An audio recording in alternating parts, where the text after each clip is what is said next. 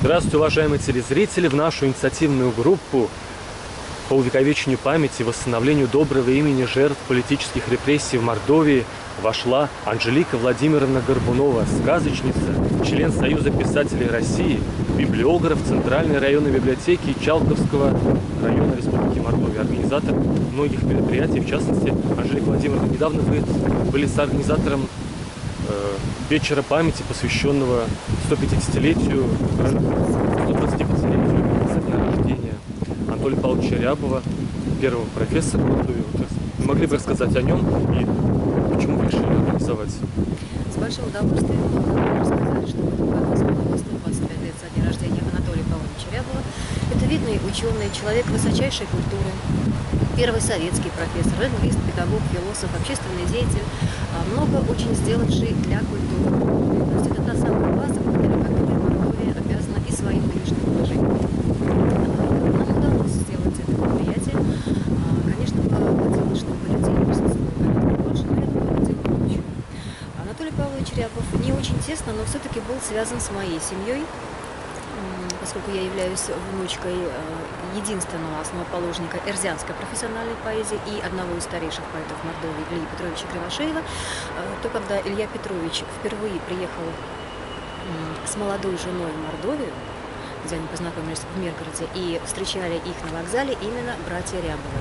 И вот моя бабушка, на тот момент юная женщина, ей было 18 лет, она впервые увидела Мордовию, очень, конечно, волновалась, Анна Семеновна Кривошеева. Естественно, представьте себе волнение юного, фактически подростка, которая вышла замуж, приехала в незнакомое место, и всю жизнь она говорила, что это люди высочайшей культуры. Когда я стала изучать материалы об этих людях, я убедилась в правдивости ее слов. И могли бы подробнее о ее супруге, за кого она вышла замуж, и какова судьба его ожидала, какое отношение к нему он, так сказать, принял от власти? Илья Петрович Кривошеев, как я уже сказала, один из старейших поэтов Мордовии. Творческий псевдоним его Илька Муромца, что значит Илья Певец. Певец не в прямом смысле слова, а в том, что он воспевал любовь, красоту, культуру родной мордовской земли, которую очень любил. По национальности он мордвин, но не уроженец Мордовии. Он из Саратовской губернии. В Мордовию он прибыл в 1935 либо 1936 году по приглашению правительства, потому что преподавателей такого уровня, высочайшего уровня образования на тот момент в Мордовии было очень мало. Через год он женился, как я уже сказала, познакомились. Отдыхал он в Миргороде, и познакомился он с молодой женщиной, девушкой Анной Кривошеевой. Приехали они в Мордовию уже вместе. Работал он в рабфаке, преподавал русский язык и литературу. Окончил Казанскую учительскую нароческую семинарию, где преподавал Макар Евсевьевич Евсевьев. И, кстати, Илья Петрович был одним из его любимых учеников. Тому есть документальное подтверждение. Очень много дал Макар Евсевьевич Илье Петровичу. И также это был тот человек, сейчас это принято называть звездой, на самом деле, тот же высокий уровень культуры. Илья Петрович уже всю жизнь вспоминал Макара Евсевьевича и говорил, что обладая таким уровнем культуры, уровнем знаний, великолепным профессорским началом и, собственно, своей сутью, это был очень добрый человек, и к нему относились именно как к отцу. И вот это всегда красной нитью прослеживалось в творчестве Ильи Петровича. По приезде в Саранск Илья Петрович фактически стоял на пороге страшного времени, благодаря которому мы встретились с вами. Илья Петрович основали в 1938 году. Просидел практически приблизительно 2 года. Причиной послужила фотография, где Илья Петрович запечатлен в форме, военной форме царского режима. Но это была та нелепость, как, например, если бы вот наше поколение, не дай бог, осудили бы за то, что мы были пионерами. То есть это был строго. Илья Петрович окончил еще и военное училище, тоже казанское, и был выпущен в форме, вернее, в чине прапорщика.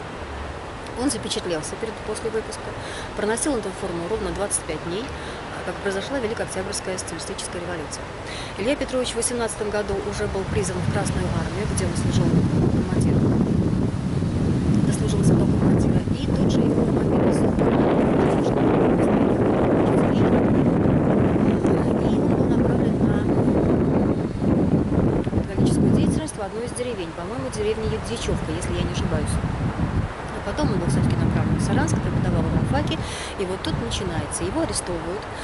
Арестовали его поздно вечером, в районе 10 часов. Был ноябрьский вечер, холодный вечер. Бабушка всю жизнь это рассказывала, как это было страшно. На тот момент у них уже было 2 маленьких детей. Одному было чуть больше года, другому не было года. Жили они в здании рабфака, жили вместе с исказительницей, но на момент ареста ее уже не было в живых. Улица Макшанская, дом 16. Да. А год 36-й? 36-й год. Нет, это год смерти Ефимии Петровны, а Илью Петровича арестовывают в 38-м году. 38-й. Да, кстати, в этом же году расстреляли Владимира и Анатолия Рябова. Илья Петрович рассказывал, да, предъявляли ему, конечно, ту же самую 58-ю политическую. В причастности был обвинен к право-троцкистскому блоку пресловутому, в том, что входил он в ту когорту, скажем, тех якобы, которые завербовали Рябова для сотрудничества с финской разведкой. В общем, бред был страшнейший. Но страшно то, что в результате этого бреда были вырваны лучшие люди того времени, на которые, собственно, и сейчас, даже не то, что сейчас, а очень остро нужны сейчас. Не побоюсь, это даже не оскорбление, а скорее констатация, когда полная фактически бескультуре, сплошь и рядом. Да. Я это очень остро переживаю, поэтому и стараюсь донести вот именно о людях того времени, той высоты культуры нынешнему поколению. Илью Петровича зверски избивали. Он рассказывал по возвращении о такой пытке, которая применялась вот именно конкретно к нему. Называлась «на крест». Человека ставили в центр комнаты после побоев, давали в обе руки бутылки из-под шампанского. При всем при том, что бутылки сами по себе очень тяжелые, так еще наполняли их речным песком до горлышка. Руки нужно было раскинуть крестообразно и вот в таком положении стоять. Конкретно сколько времени не говорилось. Естественно, когда человек на 5 минут не может с таким грузом выстоять, когда падал, опускалась рука, начинался град побоев. Илью Петровича били по голове коваными сапогами. Фактически он уже ждал расстрела, и, как он потом сам тихонько говорил, он молился. И в это время происходит смена власти. Приходит к власти Берия, и он выпускает заключенного. В число попал Илья Петрович Кривошеев.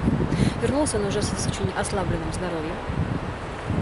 Стал подводить зрение после побоев. Его направляют, это был 40-й год, направляют его на педагогическую деятельность в Ичалковский район, где он проработал и в педучилище, и был директором средней школы, вернее, базовой школы, работал в средней школе. Но его мытарства на этом не закончились. Пауза. Кстати, рядом с тем местом, в котором мы снимаем, находится детская Пушкинская библиотека. Она раньше обычная Пушкинская библиотека, она как раз была открыта в 1939 году. Вот в то время, когда он сидел в саранской тюрьме на Советской площади. Извините, продолжайте. Мытарства его не кончились, за ним устанавливается слежка. Причем это было от соседей и от коллег. Сейчас до сих пор я сталкиваюсь с таким непонятным мне явлением, когда пытаются опровергнуть эти слова. Но это есть документальное подтверждение, есть записи или самого Ильи Петровича, что это было. Наушничали на уроках под дверью, малейшее его слово искажалось, доносилось. Естественно, это была очень тяжелая психологическая обстановка, ситуация, но поскольку Илья Петрович был человеком того склада, который все носил в себе, не желая кого-то посвящать в эти ужасные состояния, не делился, не роптал, не как-то иначе не выказывал свое недовольство и, естественно, сопутствующие этому эмоции. Поэтому ему было очень тяжело. У него начинаются проблемы со здоровьем, начинаются проблемы с сердцем, проблемы с желудком, которые впоследствии вылились в рак желудка. И в 1967 году Ильи Петровича не стало. 11 сентября его память.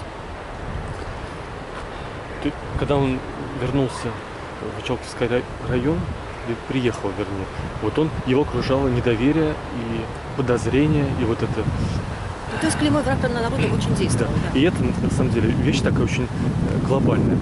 Военачальники в Второй мировой войне, части этой войны, которая называется Великая Отечественная, они, честные часть из них, говорили, что даже почему одна из причин высоких потерь нашей армии, потому что тотально не доверили. Солдаты не верили военачальникам, потому что те, до этого десятки тысяч, признали врагами народа. И вот это недоверие, которое шло, спускалось даже до низу, оно на самом деле очень страшная вещь, которая такими жертвами, потому что талантливых людей,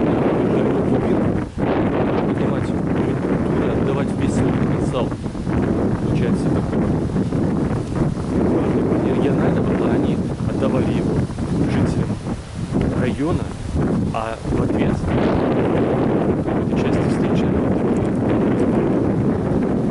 эмоции, восприятие.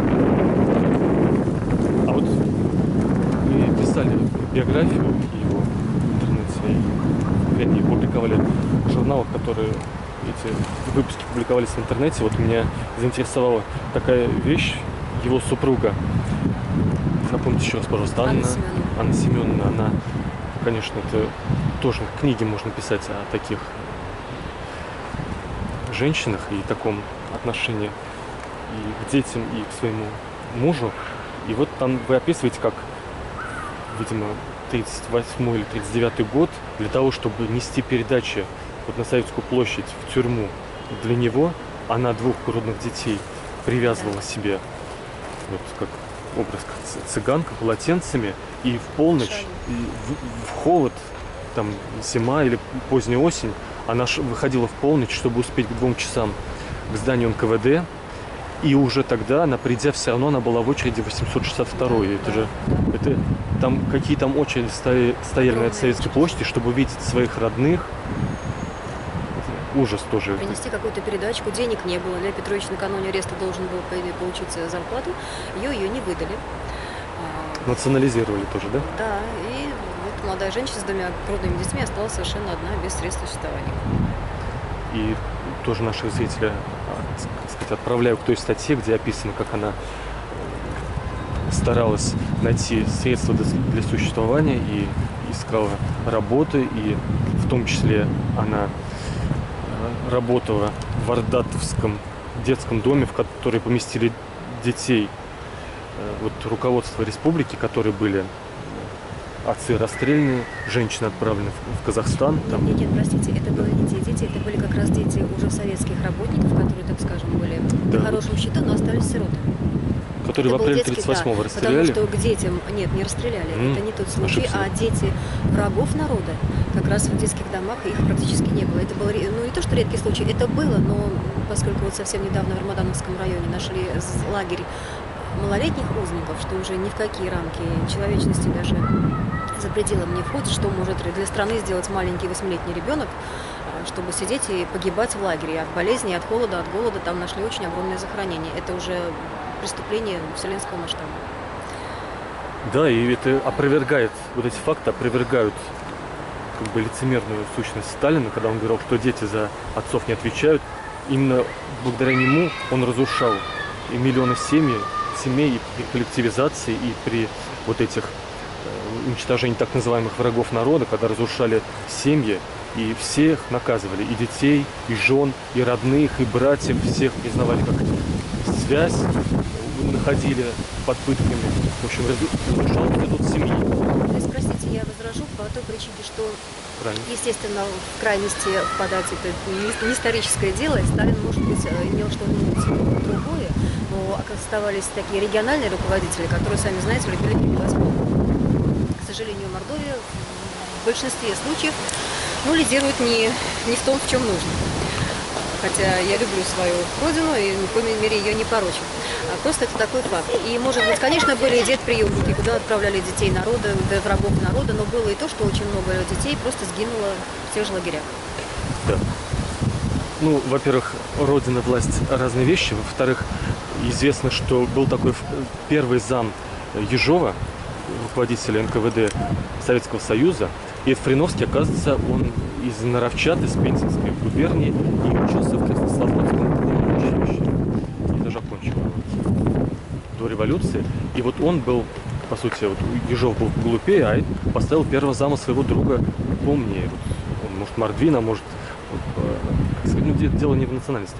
И вот он обзванивал, как с начала Большого террора, руководителей НКВД регионов и всех говорил: у соседнего региона план переполняется, а у тебя не переполняется. Может, ты плохо ищешь врагов, может, у тебя какие-то связи с ними, и все старались переполнять планы. Поэтому все-таки вот это они, даже, может быть, даже если бы они и хотели не перевыполнять план, у них не было шансов. Это называется социалистическое соревнование. Еще Ленин писал в 17 году статью о социалистическом соревновании, где показывал, что все люди должны стараться как можно больше найти врагов среди соседей и так далее. Ну, это опять, может, я перебарщиваю, вы не обязаны соглашаться. Ну да, вот многих семей коснулось, и много творческих людей было уничтожено, или им пришлось спрятать свой творческий потенциал, чтобы не выделяться, чтобы не быть инакомыслящим. Перейдем к пожеланиям нашей инициативной группы. Да? Вот первое наше пожелание, мы считаем, что то есть мы берем пример с лучших практик в других регионах, в которых проводятся, реализованы вот эти пожелания, которые мы обращаем к региональной власти Республики Мордовия. Наверняка, если на личном уровне все представители и руководство нашей республики, и города, наверняка, я уверен, они согласятся, что это, как сказать, вот эти гуманитарные, нравственные пожелания пора реализовать. Просто дело в том, что бюджет неограниченный, есть много других проблем, и ЖКХ, и культура, там, и социальное обеспечение. Но вот в обществе должны появляться группы, которые говорят, что давайте постепенно, год от года, выделять какие-то средства и на реализацию следующих вот, обязательных для общества, нам кажется, мер. Первое. Как вы относитесь к тому, чтобы ежегодно проводить поминальное мероприятие, посвященное этой странице истории? И вот мое пожелание тоже, я не настаиваю, чтобы глава республики выступал с словами соболезнования жертвам репрессированных, как выбранный обществом человек. Да, я согласна. Согласны. Вы, в частности, сами организовывали подобные мероприятия. Следующее. Вот вы вот хороший пример подаете, кстати, что вы организовывали вместе, видимо, с Ольгой Ильиничной, с мамой, укрепление мемориальной доски на улице Макшанская, дом 16, да? И вот вообще в стране уже около 1000 мемориальных досок на стенах последнего места жительства именно даже вот расстрелянных. А у нас таких 1000 людей. Конечно, дома снесены, но если мы найдем эти дома, как вы относитесь к тому, чтобы... Обязательно, обязательно. И еще это просветительская мера совместно с Министерством образования и Главным Министерством культуры, чтобы проводилась работа по ознакомлению именно с такими людьми. Потому что я лично сама сталкивалась, когда ребятам интересно знать, но они не знают. И это не их вина, им просто не преподают. А нужно говорить о своих героях, что это делал человек, почему он пострадал, чем он был опасен, в кавычках, конечно же. А если бы жители этого дома, на который предполагается повесить вот памятную табличку, сказали, что мы считаем, что это нарушает или внешний вид, вы бы как бы их старались уговорить? Сначала вербальным способом, а потом уже какие-нибудь все-таки рычаги посерьезнее, потому что эти люди отдали свою жизнь за культуру, а человек без культуры человек называться не может. Так было мое мнение. Может быть, оно очень воинственное, но оно есть. Да. Ну, я думаю, хватит этих вербальных способов аргументации, потому что уже много членов инициативной группы, и они что помогут убедить на словах. Вот на Советской площади было здание Народного комиссариата внутренних дел. В подвале расстреливали 1000 людей, десятки тысяч отправляли в лагеря. И там большая часть тоже была, там она, естественно, в невыносимых условиях умирала. Кто-то возвращался уже или умалишенный, или там инвалидом, и уже ходил. Есть рассказы о тех, вот поэт Кулдаркаев ходил по улицам и Саранска, и в деревнях уже никакой, потому что его били головой об стену. И хотя это был талантливый поэт, Эрмейс, по-моему, написал произведение. И вот, Виктор, не скажу, вот есть такое предположение, что на Советской площади, как, допустим, в европейских городах, на таких местах исторически значимых, дорожное полотно укрепляют металлическую табличку с сообщением, что здесь был вот такой-то объект. Да, вы практически читаете мои мысли, мои желания, потому что именно это я вот сейчас начинаю работу, чтобы довести до правительства, чтобы это было, и люди кланялись этому месту как месту, где страдали великомученики.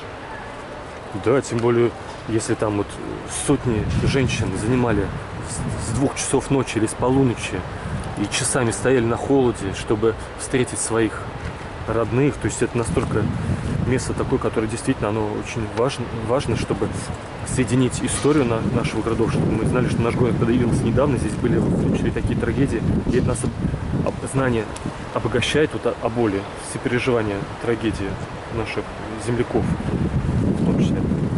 Памятники тоже в десятках регионов нашей страны стоят. Памяти жертв политических репрессий в центрах городов. А у нас, к сожалению, пока нет. И вот прелюдия, значит, на Советской площади есть памятник жертвам войны, погибшим в войне в Афганистане, в Великой Отечественной войне, жертвам Первой мировой войны, участникам Первой мировой войны. А на перекрестке советской и большевистской, там, где дворец бракосочетаний и собор Ушакова раньше стояла до 20-х годов Владимирская церковь, большевики ее снесли, а она была построена в 1817-м, как сказать, в память о погибших в войне с Наполеоном. То есть это место как раз создано для того, чтобы вот и почтить память тоже. Десятки тысяч людей были убиты разными способами, в том числе голодом. А сколько у нас голодом по искусственной вот политике большевиков было заморено, а сколько потеряли перспективы, сломаны судьбы, разрушены семьи. И вот как раз это место, как вам это место? Не обязательно это место, можно другое. Извините, что я дольше вас говорю. Вот музей тоже в десятках регионов нашей страны, в некоторых столицах даже по несколько музеев памяти жертв политических репрессий. У нас, к сожалению, пока нет. Если бы нас открыли, вы бы приветствовали? Очень даже. Да, там уже эти мероприятия, и много у нас экспонатов, и книг, и воспоминаний, и вот таких ответственных родных, выдающихся наших земляков, которые хранят память и передают ее будущим поколениям. Много у нас не реабилитировано, в частности, в республике. В прокуратуре отдела в начале 2000-х закрыли, средства. Частично сменилась политика. Как вы относитесь к тому, чтобы всех до одного наказанных невинно реабилитировать? Да, если невинно наказан. Да. Ну да, не убийц, не воров, а... Сложно разобраться. Но, я думаю, воровство даже не в такой степени страшно, как есть другие преступления. Да. Хотя, бывает, даже за воровство давали несопоставимые наказания. За 3 колоска или за саботаж. Да. Там больше 10 миллионов было отправлено, в том числе из трудовых статей. Это тоже входит, признано даже юриспруденцией уже российской, что это все-таки репрессии, потому что нельзя наказывать за такие мелкие прегрешения таким огромным сроком, что их отправляли на великие стройки, они там умирали на Колыме или строили никому не нужные железные дороги. До сих пор стоят в Сибири эти заросшие железные дороги, на которые умирали сотни тысяч людей. Архивы многие закрыты, вот мы считаем, что нужно все-таки, срок прошел, никаких там тайн не может быть, и нужно открывать все, чтобы историки, и родные, и общественность знала всю правду о тех репрессиях без исключения. Я думаю, тайны там есть, которые ниточка тянется в современную жизнь, поэтому есть люди, которым не интересно раскрывать все тайны. А вы бы поддержали полное открытие? Конечно бы, но я боюсь, что был бы большой скандал в мире. Ну не в мире. В стране. В стране. В мире, я думаю... Ну, может быть, и в мире тоже. Может, и в мире, да. Каждая страна связана друг с другом. В частности, засекреченная такая вот очень важная тайна, которую хранило советское государство. Кто-то даже один из публицистов назвал самая главная тайна советского государства. Это места захоронения репрессированных. У нас в республике по косвенным свидетельствам около 10 мест по количеству вот расстрелянных тюрем и свидетельских показаний, но нашли случайно, причем только благодаря активности историков и поисковиков только 2. Значит, в Саранске, на юго-западе, в лесу во враге, у ручья Эрефлей, Богоявленский родник, и в Рамадановском районе, село Большое Чуфарово, в окрестностях монастыря. Как вы относитесь к тому, чтобы все до одного места, вот именно репрессированных, были найдены, чтобы мы их облагородили и... Естественно, положительно, конечно, чтобы это все вскрылось, люди нашли упокоение. И вот тоже мы считаем, что нужно тоже в десятках регионов нашей страны мемориальные комплексы на местах захоронения. То, что это мировая практика в развитых странах, это вообще говорить нечего. Это, естественно, для них это норма. И, во-первых, и найти всех умерших в войнах, там находят всех до одного. Не то, что у нас миллионы людей, до сих пор поисковики их ищут. Но и все безвинно наказанные. Там нужно возвести мемориальный комплекс, показывающий, что общество современников готово выделить деньги на то, чтобы признать, что да, мы несли вину. Пока вы будете думать, хотя тоже можете согласиться, эта вина на всем нашем обществе, потому что учредительное собрание там больше 80% в стране проголосовали за социалистические партии, а в Москве, в Петербурге, то есть в столицах страны, в армии, на флоте, больше 50% проголосовали за большевиков, избирателей, добровольно, по своей воле. Захотелось им вот такую власть террористическую, потому что у соседа отберет, а мне отдаст. Врага убьет, а мне его имущество отдаст. Понимаешь, а там некоторые разбогатели, у них такие усадьбы, а мы заберем себе, а оказывается, около 15 миллионов от голода умерли. Развитие остановилось, культура, серебряный век остановилась, научные школы многие разрушили. Экономическое развитие, расцвет тоже остановили, какие потери в человеческом потенциале. Это общество приняло такое решение избрать террористов во власть. Я думаю, извините, вклинюсь и прерву. Да, а я всё. Люди, может быть, не обладали в силу безграмотности политической, юридической, не обладали информацией в достоверной мере. А когда народ – существо ведомое, поэтому просто вели и вот пошли за сильнейшим. Так и получилось. Но, А убедить можно и при желании. но они публиковали статьи. Ну, или мы под эту музыку, Анжелика Владимировна, я хочу вас поблагодарить за то, что вы вошли в нашу инициативную группу. И телезрителей обращаю найти вашу статью о вашем дедушке. Там очень много важных подробностей и выводов. Спасибо большое за Вам интервью. спасибо. Надеюсь, у нас все получится.